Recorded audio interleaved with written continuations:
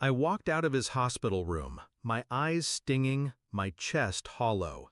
His hand had been warm, but fading. His last words weren't about love, they were instructions, cold, clipped, practical. "Take care of the house," he whispered, "but don't open the study drawer." I thought it was morphine confusion.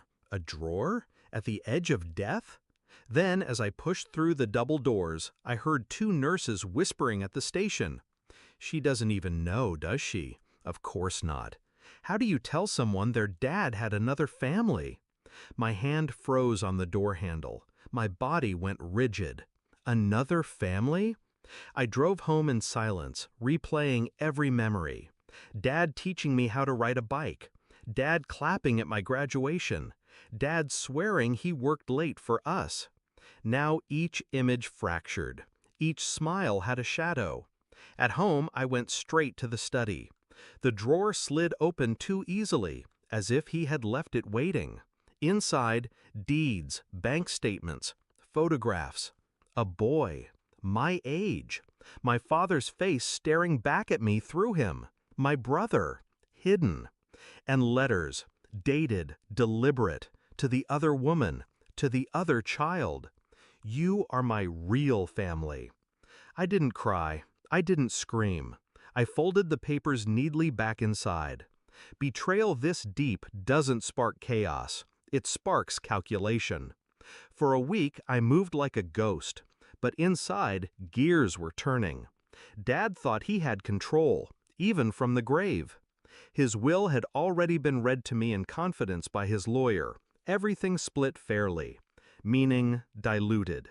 Meaning the hidden family would take what should have been mine. I didn't rage. I planned. Step 1, information.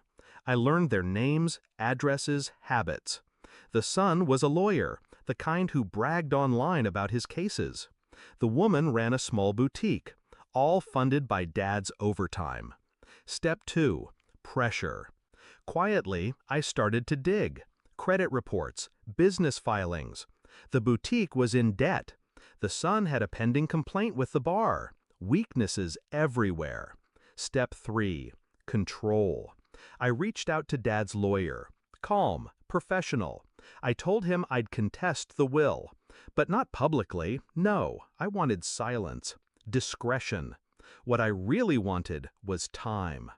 The funeral came, faces blurred through tears, but not theirs. They stood across the room, strangers bold enough to wear black. My brother smirked when our eyes met, as if he'd won. I shook his hand, held it tight, and said, "You'll be hearing from me soon." His smirk faltered. I built my plan like a chess match. First, the boutique. I found her supplier. I bought out his contracts under a new shell company. Overnight, her inventory dried up. Customers left.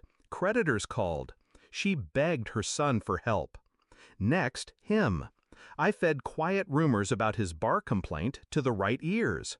An anonymous packet of evidence pulled straight from his own careless social media landed on the investigator's desk. Within months, his license was suspended pending review. While they scrambled, I made my real move. I approached Liberty Trust, the bank holding most of Dad's assets. Calm, precise. I showed them documentation that my brother had pending liabilities, that his stake in the inheritance would collapse under garnishment.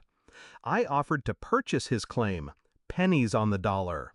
Desperation made him agree. He signed, blind with pride and debt. One by one, I took their shares, their inheritance, their lifeline. The confrontation wasn't loud, it wasn't public, it was Thanksgiving. My mother sat at the head of the table, worn but proud. I carved the turkey with steady hands. Halfway through the meal, a knock on the door. My brother, uninvited, desperate. His mother behind him, hollow-eyed. "Give it back," he hissed, in front of everyone. I set the knife down. "Give what back?" "Our share. You ruined us." I leaned forward, voice low, calm. "No, he ruined us. I just finished the work he started. Their faces went pale. They saw it then, not anger, power. They stumbled away from the doorway. No fight left, no victory, just loss. That night, I poured myself a glass of wine and walked into the study. I opened the drawer one last time. The papers were still there, evidence of betrayal. But now they meant nothing. He had thought he could split me, weaken me, replace me. But in the end, I dismantled his secret family piece by piece. I didn't do it for revenge alone. I did it for clarity, for order, for myself. I stared at the photo of him smiling with them, my so-called brother, his mother.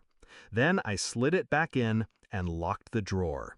Some secrets don't deserve to survive the grave, and some daughters don't forgive.